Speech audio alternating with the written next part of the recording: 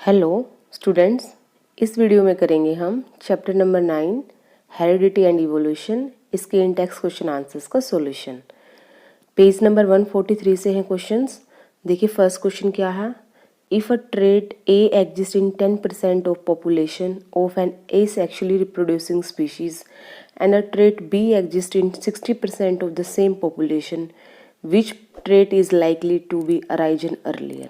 तो यहाँ पे पूछा गया आपको कि एक जो पॉपुलेशन है ए सेक्सुअली प्रोड्यूसिंग स्पीशीज़ की, उसमें एक ट्रेट है, एक करैक्टर है जो कि 10% पॉपुलेशन में देखने को मिला है, और जो दूसरा ट्रेट है बी जिसको नाम दिया गया है वो 60% पॉपुलेशन में देखने को मिला है। तो कौन सी ट्रेट मतलब कौन सा करैक्टर पहले अराइज हुआ होगा। तो देखिए जो ज़्यादातर पॉपुलेशन में देखने को मिला है वो करैक्टर पहले उत्पन्न हुआ होगा, पहले अराइज हुआ होगा, इसलिए जो उसका परसेंटेज है, जो प्रतिशत है वो क्या है, ज़्यादा है। तो कौन सा ट्रेट पहले अराइज हुआ होगा, जो 60% पॉपुलेशन के अंदर प्रेजेंट है। और कौन सा ट्रेट बाद में अराइज हुआ होगा जो कि ओनली कितनी परसेंट पॉपुलेशन के अंदर प्रेजेंट है, 10%। मतलब नया ट्रेट कौन सा है जो 10% पॉपुलेशन में प्रेजेंट है। तो देखिए आपको यहाँ पे डायग्राम से बताया गया है। यहाँ पे स्टार्टिंग में ले लिया है एक बैक्टीरिया, उसने क्या किया है, ए सेक्शुअल रिप्रोडक्शन। तो जब बैक्टीरिया ए सेक्शुअल रिप्रोडक्शन करेंगे तो उनके जो नए इंडिविजुअल्स बनेंगे उनके अंदर क्या होगा, थोड़ा बहुत वेरिएशन देखने को मिलेगा, क्योंकि उनका डीएनए एक्यूरेट नहीं होगा। डीएनए के अंदर कुछ एक वेरिएशन आ जाएगी। आपको जो ये रेड कलर नज़र आ रहा है यहाँ पे और जो ब्लू कलर नज़र आ रहा है, ये क्या है, बैक्टीरिया, जो पेरेंट बैक्टीरिया है उसकी बॉडी में वेरिएशन, जेनेटिक वेरिएशन आने की वजह से जो नए इंडिविजुअल बने, जो नए बैक्टीरिया बने, उनके अंदर क्या आ गया है, थोड़ा सा चेंज आ गया है। तो इसी तरह आप नीचे भी चेक कर सकते हैं, डीएनए के अंदर वेरिएशन आने से क्या हो गया, बैक्टीरिया के अंदर वेरिएशन आ गया है।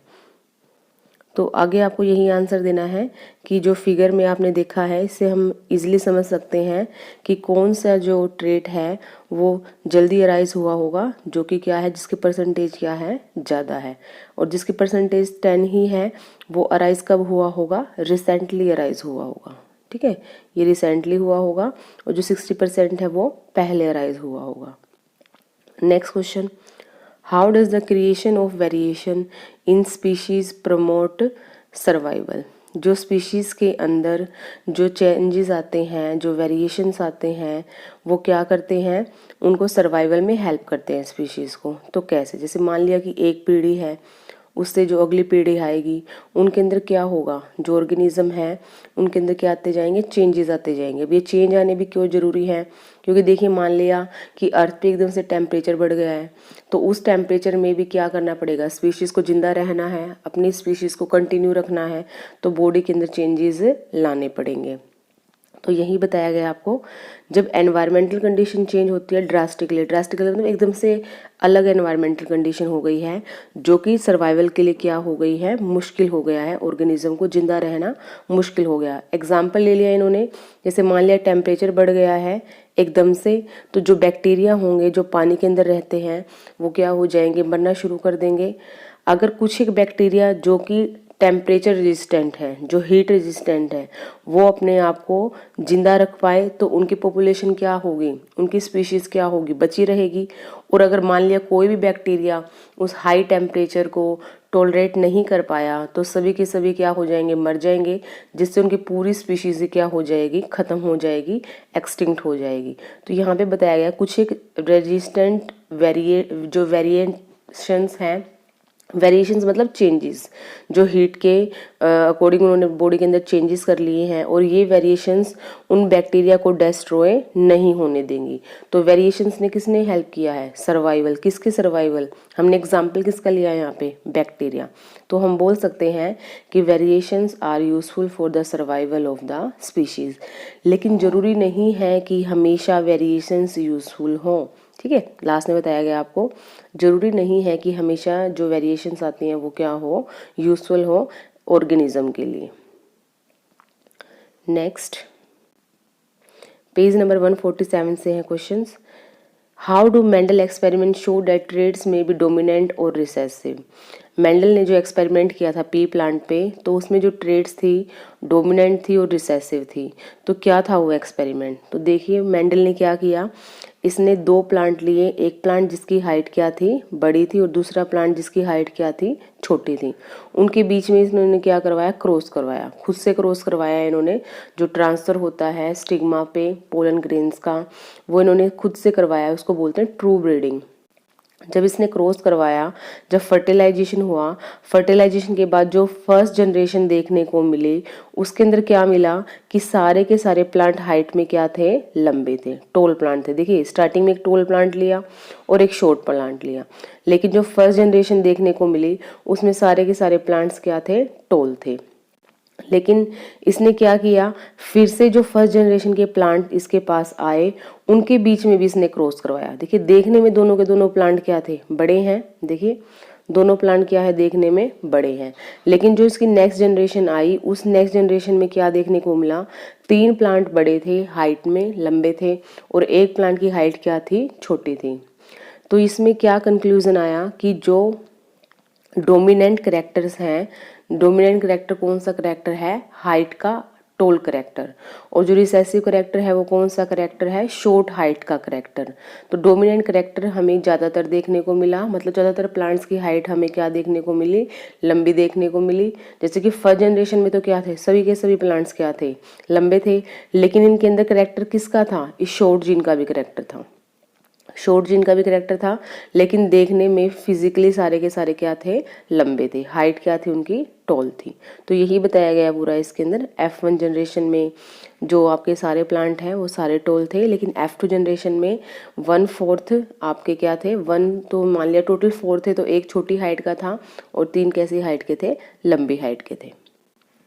Next question, how do Mendel's experiment show that traits are inherited independently.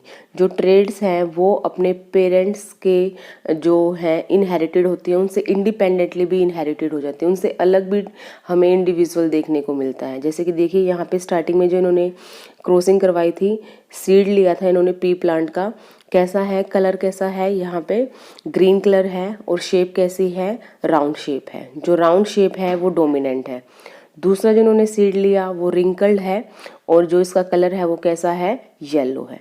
तो जब इन्होंने क्रॉस करवाया तो इनके पास जो फर्स्ट जनरेशन के अंदर जो सीड्स आए, जो प्लांट्स आए जिनके ऊपर सीड्स लगे, वो ज़्यादातर कैसे थे, मोस्टली कैसे थे, सारे के सारे राउंड और येलो, क्योंकि दोनों ही जो ट्रेड्स थे वो कैसे थे, डोमिनेंट थे। राउंड सीड है और कैसा है कलर उसका, येलो है। ये थी फर्स्ट जनरेशन। डोमिनेंट आपको याद रखना है, डोमिनेंट क्या है यहाँ पे, राउंड शेप, और कलर कौन सा डोमिनेंट है यहाँ पे, येलो कलर। तो हमें यहाँ पे जो राउंड शेप और येलो कलर नजर आया वो क्या था, डोमिनेंट करेक्टर्स हमें यहाँ देखने को मिले।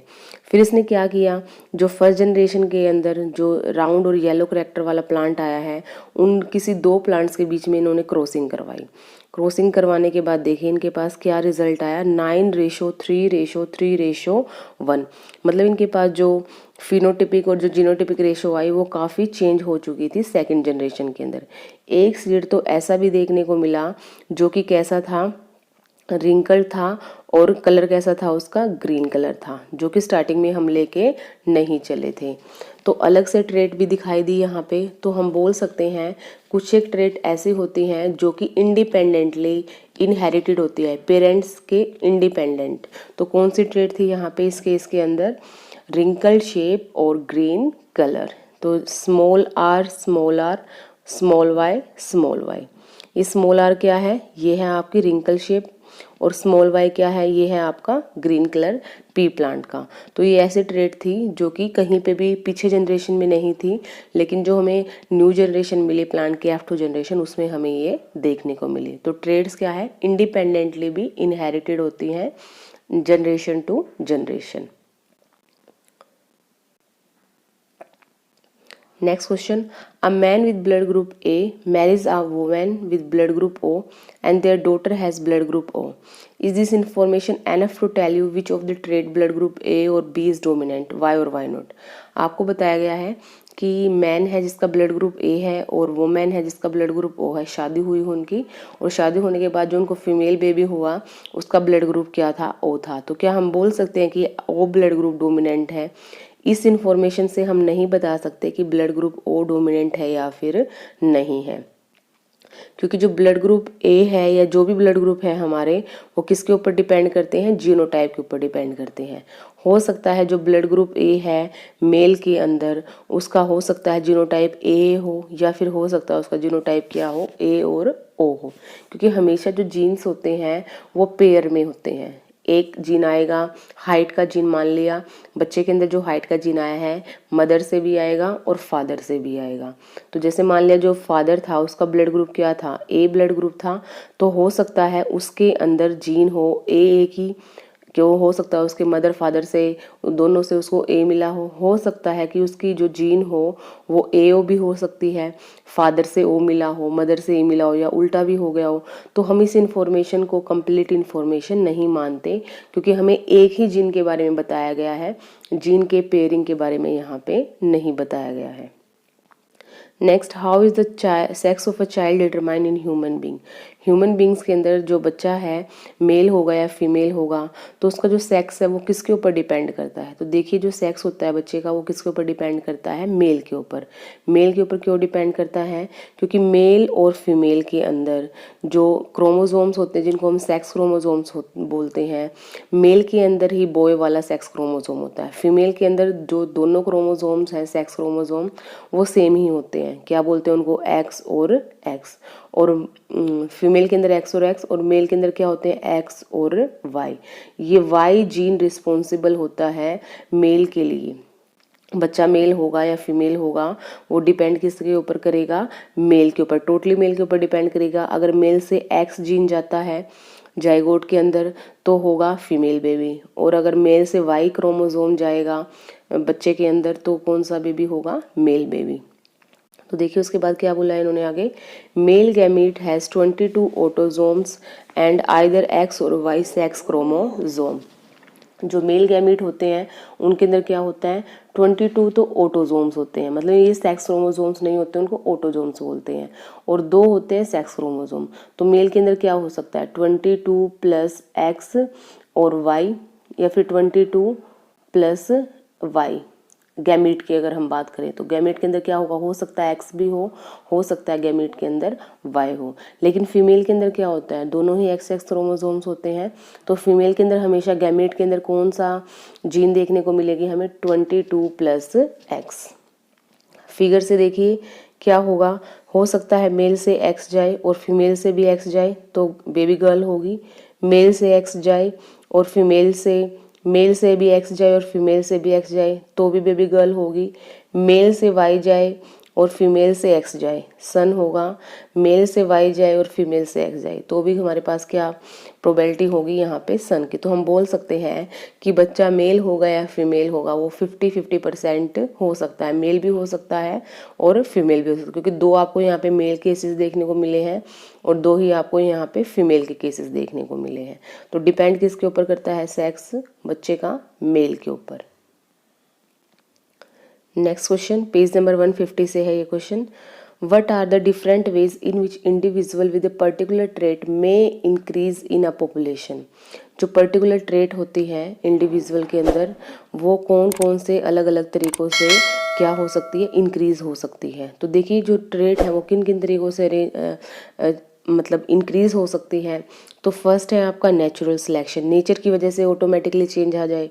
दूसरा है आपका जेनेटिक ड्रिफ्ट, जो जीन्स हैं वो कॉमन बन जाएं किसी भी पॉपुलेशन के अंदर। तीसरा है कि जो एक्विजिशन होता है इंडिविजुअल की लाइफ टाइम के अंदर उससे भी ट्रेड्स क्या हो सकती हैं, इंक्रीज हो सकती हैं। तो एक्विजिशन, जेनेटिक ड्रिफ्ट और natural selection. Next question, why are traits acquired during the lifetime of individual not inherited. जो ट्रेड्स एक्वायर की हैं इंडिविजुअल ने अपने लाइफ टाइम में वो ट्रेड्स उसके बच्चों के अंदर पास नहीं होती। जैसे मान लिया कि कोई प्लेयर है, क्रिकेट का प्लेयर है, तो जरूरी नहीं है कि उसका बच्चा भी क्रिकेट का प्लेयर ही होगा। हो सकता है वो अच्छा खेलता हो, ये भी हो सकता है कि वो खेलता ही ना हो अच्छी तरह से। तो ये जो ट्रेट है जो उसने अपने प्रैक्टिस से एक्वायर की है, अपनी एक्सरसाइज से एक्वायर की है, उन ट्रेड्स को हम बोलते हैं एक्वायर्ड ट्रेड्स। और एक्वायर्ड ट्रेड्स जेनेटिकली एक से दूसरे को पास नहीं होती। हो सकता है कोई टीचर है तो जरूरी नहीं है कि टीचर का बच्चा भी टीचर ही होगा, वो भी पढ़ाई में अच्छा ही होगा। क्योंकि वो ट्रेट उसने एक्वायर की है स्टडी करके, ना कि उसको इनहेरिटेड मिली है। तो जो ट्रेड्स इनहेरिटेड होती हैं वो एक से दूसरे में पास होंगी, लेकिन जो हम अपनी लाइफ टाइम में जो ट्रेड्स एक्वायर करते हैं, जो करेक्टर्स हम एक्वायर करते हैं, वो इनहेरिटेड नहीं होते, क्योंकि वो नॉन रिप्रोडक्टिव टिश्यू के अंदर वो चेंज नहीं लेके आएंगे और वो प्रोजेनी को पास नहीं होंगे। Why are small number of surviving tigers a cause of worry from the point of view of genetics? अब देखिए, जो हमारे एंडेमिक स्पीशीज़ हैं, उन स्पीशीज़ के जो एंडेंजर स्पीशीज़ हैं, उन स्पीशीज़ के ऊपर हमारी गवर्नमेंट थोड़ा ज़्यादा कंसर्न करती हैं। देखो, एक्सटिंक्ट तो वो होते हैं जो ख़त्म ही हो चुकी हैं।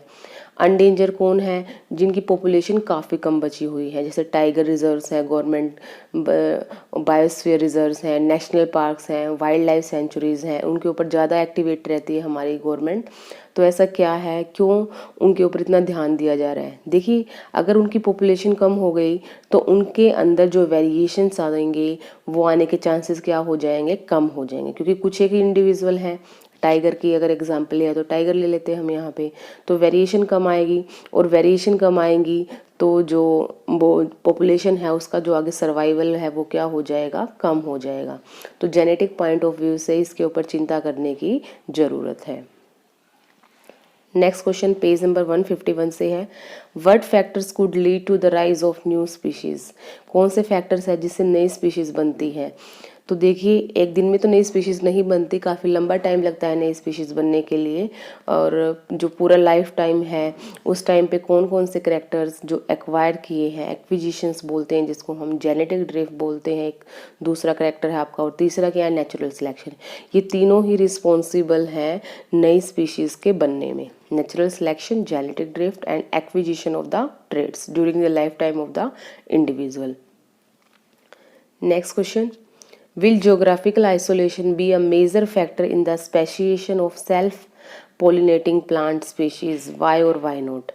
तो देखिए, यहाँ पे पूछा गया है जोग्राफिकल आइसोलेशन, मतलब जोग्राफी, मतलब हम मान लिया कहीं पे एक प्लांट है, उसको वहाँ से उठा के हम किसी दूसरे जोग्राफिकल एरिया पे लेके चले गए, वहाँ पे हमने ग्रो कर दिया।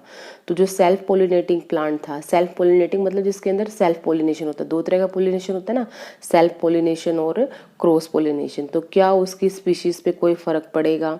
देखिए, वो सेल्फ पोलिनेटिंग प्लांट है तो वो अपने ही प्लांट के साथ क्या करेगा? ट्रांसफ़र कर लेगा स्टिग्मा और के ऊपर पोलन ग्रेन्स का। तो उससे कोई भी जो जेनेटिक आइसोलेशन करने का उस प्लांट के ऊपर कोई भी हमें जो इफ़ेक्ट है वो देखने को नहीं मिलेगा, उससे नई स्पीशीज़ बन के तैयार नहीं होगी, क्योंकि यहाँ पे जो सेल्फ पोलिनेटिंग प्लांट्स होंगे उनके पोलन ट्रांसफ़र हो जाएंगे एंथर एक फ्लावर से और दूसरे फ्लावर के स्टिग्मा के ऊपर, या फिर anther of flower of same plant. तो geographical isolation can't prevent speciation. Next है आपका, will geographical isolation be a major factor in the speciation of organism that reproduce asexually? देखिए, पहले तो इन्होंने पूछ लिया कि जोग्राफिकली अगर प्लांट को एक जहाँ पे वो रहता है वहाँ से उसको हटा के कहीं और लगा दिया जाए तो क्या उस पर कोई फ़र्क देखने को मिलेगा? नहीं मिलेगा। लेकिन इन्होंने बोला एसेक्सुअली रिप्रोड्यूसिंग कोई ऑर्गेनिज्म है तो क्या जोग्राफिकल आइसोलेशन का उसके ऑर्गेनिज्म की स्पेसिएशन पे कोई फ़र्क देखने को मिलेगा, कोई असर देखने को मिलेगा? देखिए, जो एसेक्सुअल ऑर्गेनिज्म है उसमें तो क्या होता है, डीएनए डायरेक्ट कॉपी हो जाता है, उसमें नई स्पीशीज़ कब बनती हैं? जब डीएनए के अंदर चेंज आ जाए। ठीक है, अगर हमने कहीं पे उसको ले जाके कहीं और रख दिया है, जैसे मान लिया यहाँ से ले जाके हमने अमेरिका ले गए किसी एक स्पीशीज़ को, तो उसकी नई स्पीशीज़ नहीं बनेगी, क्योंकि वही सेम पेरेंट है, उसी से क्या होगा आगे उसकी कंटिन्यू उसकी जो पॉपुलेशन है वो सर्वाइव करते रहेगी। नेक्स्ट क्वेश्चन पेज नंबर 156 से है question, give an example of characters being used to determine how close two species are in evolutionary term. तो कौन से एक एग्जांपल के साथ आपको बताना है ऐसे कैरेक्टर्स हैं दो स्पीशीज़ के जो उनके इवोल्यूशंस को बताते हैं कि कौन किससे इवोल्व हुआ है। तो एग्जाम्पल में लिया इन्होंने डायनासोर के फीदर्स जो पंख हैं और बर्ड्स के जो पंख हैं, उन दोनों को इवोल्यूशनरी यहाँ पे रिलेट करके दिखाया है। तो देखिए जो डायनासोर्स के जो फीदर्स हैं वो उसको फ्लाइंग में हेल्प नहीं करते, मतलब उड़ते नहीं थे वो, लेकिन जो प्लांट्स हैं वो क्या करते हैं, उड़ते हैं। तो दोनों के फीदर्स में क्या फ़र्क देखने को मिला कि जो डायनासोर्स हैं उनके फीदर्स क्या करने के काम आते थे, उनकी बॉडी को गर्म रखने के काम आते थे, क्योंकि वो कैसे एनिमल्स थे, वार्म ब्लडेड एनिमल्स। और जो बर्ड्स हैं उनके फीदर उसको किस में हेल्प करते थे, फ्लाइट में हेल्प करते थे। तो हम बोल सकते हैं कि जो रेप्टाइल्स और बर्ड्स हैं वो क्लोजली रिलेटेड हैं किसके टर्म्स में, evolution of wings. Evolution of wings के टर्म में हम बोल सकते हैं जो इवोल्यूशन है वो कहाँ से स्टार्ट हुआ है, रेप्टाइल से। मतलब रेप्टाइल्स के अंदर जो फीदर्स हैं उनमें इवोल्यूशन हुआ होगा, तब जाके हमारे बर्ड्स में हमें जो फीदर्स हैं वो उड़ने वाले देखने को मिले हैं। Next question, can the wings of butterfly and wings of bat be considered homologous organ. देखिए ये होमोलोगस नहीं है। होमोलोगस क्या है, जिनका ओरिजिन क्या है, सेम है, जिनका स्ट्रक्चर है वो क्या है, सेम है। लेकिन यहाँ पे जो बटरफ्लाई के विंग्स हैं और जो बैट के विंग्स हैं वो अलग अलग स्केलेटन के बने हुए हैं। बटरफ्लाई के विंग्स बने हुए हैं मेम्ब्रेन के, और जो बैट के विंग्स है वो बने हुए हैं बोनी स्केलेटन के। तो दोनों होमोलोगस ऑर्गन नहीं है। कैसे ऑर्गन है, एनालोगस, दिखने में एक जैसे हैं लेकिन काम उन दोनों के क्या हैं, अलग अलग हैं। What are fossils? What do they tell us about the process of evolution? Fossils क्या होते हैं, जो पहले टाइम में हमारी अर्थ के ऊपर जो एनिमल्स थे, प्लांट्स थे, एग्जिस्टेड थे, लेकिन अब वो यहाँ पे नहीं है। तो एंसेस्टर से हम क्या पता लगाते हैं, मतलब जो फॉसिल्स हैं उससे क्या पता चलता है, इवोल्यूशन का पता चलता है कि पहले टाइम पे कैसे प्लांट और एनिमल थे, और अब जो प्लांट और एनिमल हैं उनकी बॉडी के अंदर क्या नए चेंजेस देखने को मिले हैं जो पिछले टाइम में उनके अंदर प्रेजेंट नहीं थे, जो पास्ट ऑर्गेनिज्म में प्रेजेंट नहीं थे, और जो अब चेंज होकर प्रेजेंट ऑर्गेनिज्म में हमें जो करैक्टर अभी नजर आ रहे हैं। नेक्स्ट क्वेश्चन, पेज नंबर 158 से है यहाँ पे question, why are human beings who look so different from each other in the terms of size, colour and looks said to belong to the same species. देखिए हम बोलते हैं जितने भी ह्यूमन बींग्स पूरी अर्थ पे वो सारे एक ही स्पीशीज से बिलोंग करते हैं, होमो सैपियंस। लेकिन अगर हम बात करें दिखने में, कलर में, साइज में, तो अपीयरेंस में वो सारे क्या हैं, अलग अलग दिखते हैं। जैसे अफ्रीका, अमेरिका, इंडिया, अगर हम इनकी बात करें तो हम अलग से पहचान सकते हैं कि ये पर्सन कहाँ से बिलोंग करता है, कलर देख के, ठीक है। तो ये है, वैसे हम जो स्पीशीज़ एक ही हैं, तो देखिए स्पीशीज़ इसको बोलते हैं जो आपस में क्या कर सकते हैं, ब्रीडिंग करके फर्टाइल ऑर्गेनिज्म प्रोड्यूस कर सकते हैं, जो बच्चा पैदा कर सकते हैं, ऐसी स्पीशीज़।